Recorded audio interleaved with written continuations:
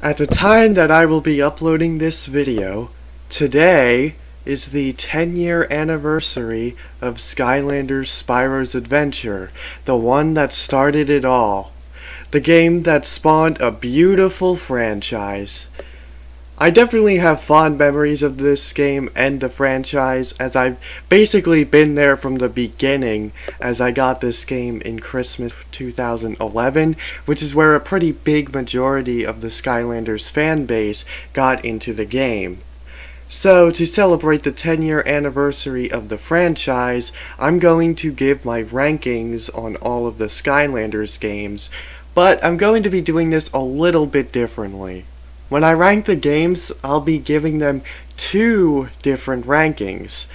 I'll first be ranking the game as a Skylanders game, then I'll rank the game as just a video game in general on its own standards.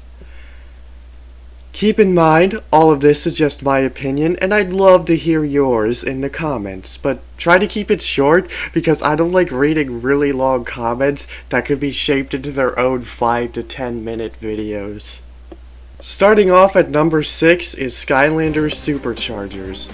The thing that kind of ruins Superchargers for me is the forced vehicle sections.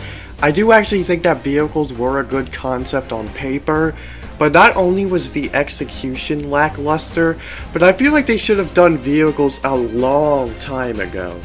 This feels like a gimmick for Skylanders 3 rather than 5.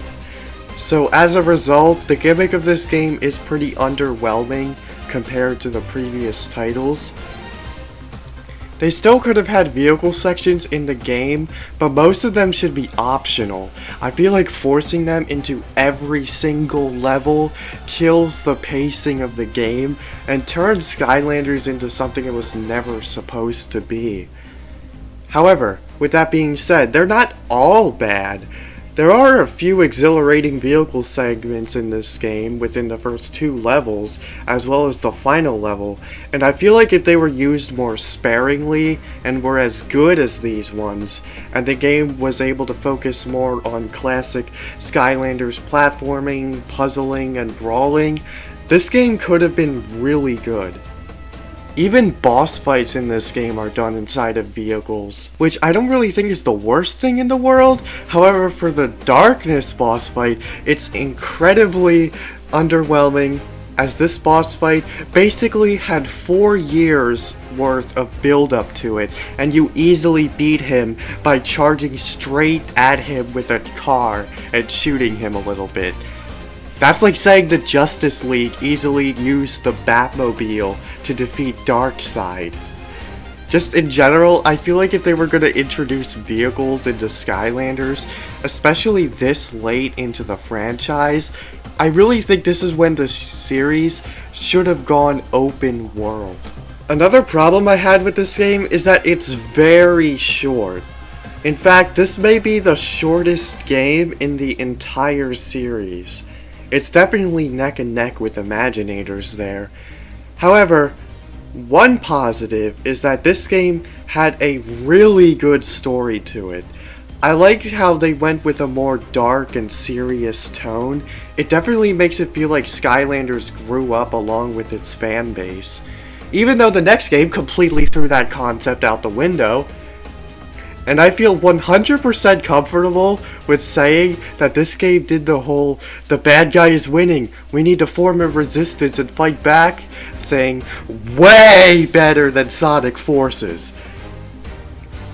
Although 2 critiques that I have with this story is that it's really only the chaos parts that are all that interesting, and the rest of the story is just doing a bunch of prerequisite tasks to get something to help with something. So while the story is really good on Chaos's point of view, from the Skylanders perspective it feels like filler most of the time. And my other critique is that they don't explain how Chaos escaped from the trap in-game, and you have to read the prequel comic in order to fully understand why Chaos is the villain again. And this is not a negative thing, but I think the ending of this game really makes it feel like this was supposed to be the last Skylanders game, but because this game didn't sell very well and got pretty mixed reception, they wanted to make one more to redeem themselves. And also make more money, of course, even though that worked out poorly. As a Skylanders game, I give this game a mediocre C rank, but as a game in general, I'm gonna give this one the only bad score of a D rank. I really can't recommend playing Superchargers unless you want to play all of the Skylanders games or have already played the previous games. Also, don't ever play this game on the Wii because it's only a racing game on the original Wii. That brings us to number 5, Skylanders Imaginators. So what I like about this game is that it's kind of like a return to simplicity for the Skylanders series. There isn't really much of a real gimmick to this game other than being able to create your own Skylanders, and you can play through the entire game without being asked to create a Skylander a single time. And there's no real gameplay mechanic implementation to creating your own Skylander, like zones that require you to have your own character. So as a result, even though Skylanders has always done a good job of sticking to its core gameplay formula, arguably except for Superchargers, this game especially sticks to the roots of the series. Although a major issue I have with this game, and this is something people seem to bring up every time someone musters the words Skylanders Imaginators, is that you're basically forced to play as the Senseis or Imaginators because the old characters feel so weak unless you're playing on easy mode. So while it is a return to form, you can't fully enjoy it as a return to form as old characters unless you're playing on the easy difficulty setting. In general, I do find it fitting that creating your own character was saved for the last game in the series, as that was something the fanbase has been wanting to do ever since the first game came out. Although it does suck that you can't reset your creation crystals, and once you've decided on something, it is final, and it will always be stuck like that, unless you use an exploit on the Wii version of Skylanders Giants that allows you to reset your creation crystal, which thank goodness for that, because I ended up using that a few times due to being unsatisfied with some of the characters I made. But a major negative with this game is that it's the only Skylanders game where I did not like the storyline of the game. Especially the cake part. That pretty much ruined the whole thing for me. I do like that we finally see Skylanders in cutscenes, but the characterization of the Skylanders is pretty lackluster, especially Jetpack, who I thought was really annoying. And it really does feel like they did this just to match the tone of the Netflix series, so they could make more money! Just in general, it feels like this game was rushed out and half-baked, just so they could release it alongside the Netflix series. If I were to summarize my feelings with this game in one short sentence, it would be, it's a good game, but it's still a step down from the first 4 games. So I give this game a B as a Skylanders game, and still a B as a game in general, because I feel like if this is your first Skylanders game, you'll definitely enjoy making your own character and the simplicity of the game. It's kind of funny how the way I viewed the last 2 games are basically flip-flopped. In Superchargers, I liked the story, but the gameplay was meh. And in Imaginators, I liked the gameplay, but I didn't like the story. Number 4, Skylanders Spyro's Adventure. I don't really have all that much to say about this game other than that it was a great beginning to the series and that it's still just as fun today as it was 10 years ago. And I must say that the original roster of 32 Skylanders is absolutely fantastic and my favorite roster out of any Skylanders game. Before I replayed the games, I actually thought Trap Team had my favorite roster, but upon revisiting the games, I realized how great SSA nailed the roster. Every single character in SSA is iconic, and the fanbase definitely seems to agree with me, as you'll see a lot of people in the Skylanders fanbase with SSA characters as their profile pictures. However, if there is one major critique I have with this game, it's that it's the only game in the series that doesn't have difficulty settings. While I think the gameplay balancing of the game is fine enough, I still think it should have had different settings for players who would want more of a challenge, especially nowadays with Skylanders YouTubers doing Nuzlocke videos. It is always a shame that SSA isn't really going to put up much of a fight for them, and will generally be pretty easy to get through. As a Skylanders game, I give this game an A, and for a game in general, I'm just gonna give it a B, because I think it's a good game on its own merits, and you should definitely start off with this one if you've never played Skylanders before. The appeal of the gameplay and having a big roster of characters to collect can definitely draw you in, but as due to not having difficulty settings, this game won't be for you if you want something to give you a challenge. Number 3. Skylanders Swap Force. The swapping mechanic in this game was such a great and creative idea, and whoever thought of this is an absolute genius. This really marked the beginning of each Skylanders game needing to have some sort of new idea, so it doesn't just feel like you're playing the same game every year. The levels in this game are pretty long, which I don't really have a problem with that, but I understand why some people don't like that, especially if you're a completionist like I am. Sometimes it could end up taking over an hour to get every single collectible in just one level, and that'll definitely become a drag after a while. But like I said, I personally don't mind the levels being long, and I don't really have a preference of one or the other. I think both is fine in their execution.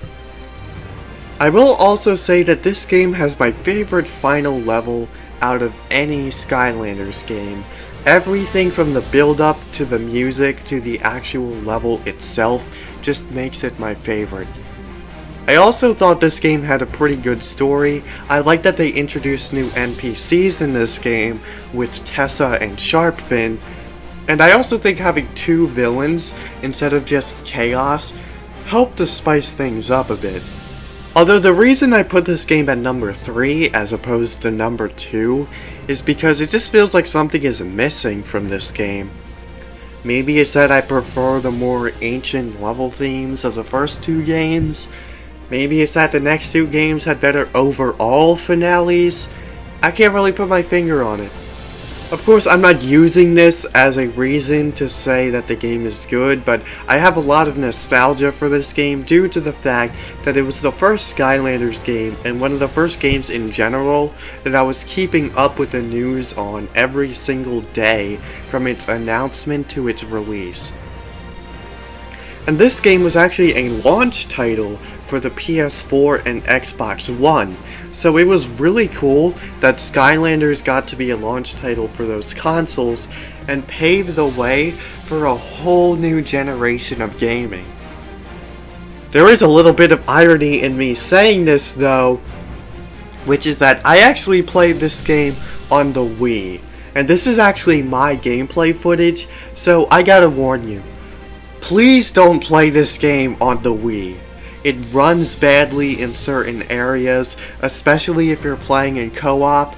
I've actually had the game completely crash a lot during co-op over the years, and even the graphics are garbage. PS2 had better graphics than this. and these graphics hurt my eyes, especially after long gameplay sessions. And the same problems apply to the Wii version of Trap Team, so please don't play that on the Wii either.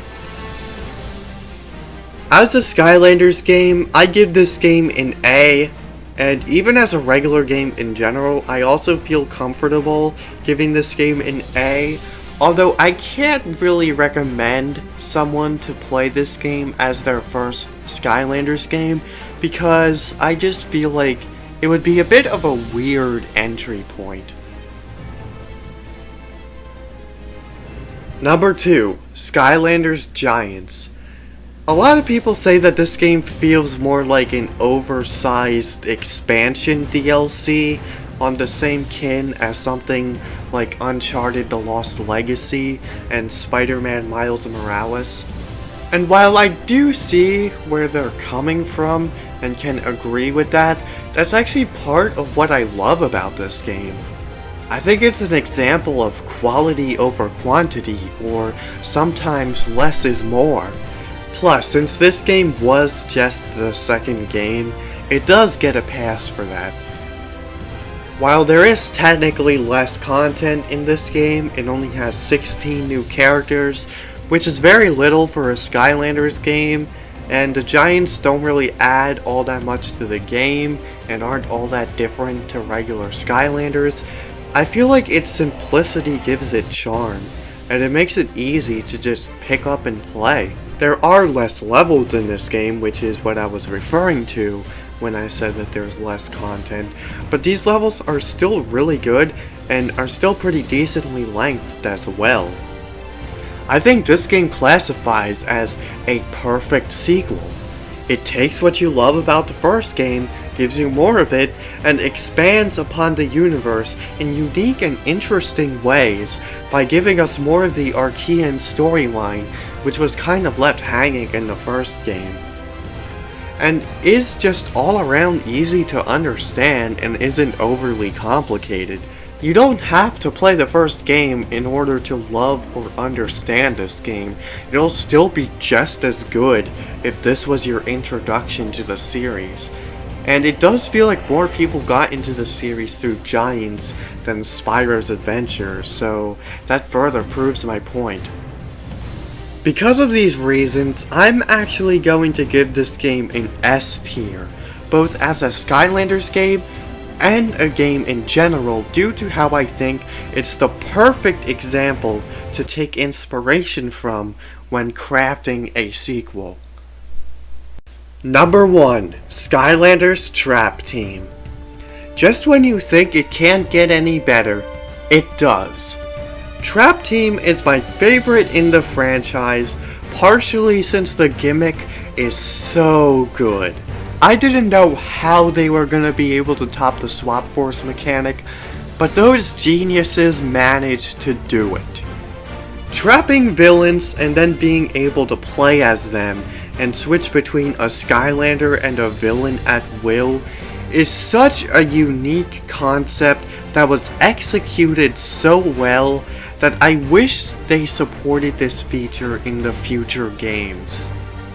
I was really heartbroken when it was revealed that traps were basically useless in Superchargers, and that was just another nail in the coffin as to why I didn't like that game very much. I think the former leader of Toys for Bob, Paul Ritchie, put it best. With Skylanders Spyro's Adventure, we brought toys to life, but now, with Skylanders Trap Team, we're bringing life to toys. We asked, what if we didn't just bring toys to life? What if we could expand the fun, reverse the magic, and start putting life into our toys? It's not just the gimmick, the levels in this game are fantastic and my favorite in the series. Even the art style of this game is really good.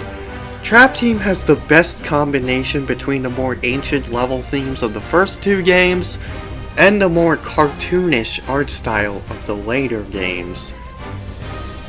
This game also has my favorite story of any Skylanders game, since nothing really feels like filler, and this game did feel like the first stepping stone to a more serious and high-stakes adventure, and then Superchargers turned it up all the way.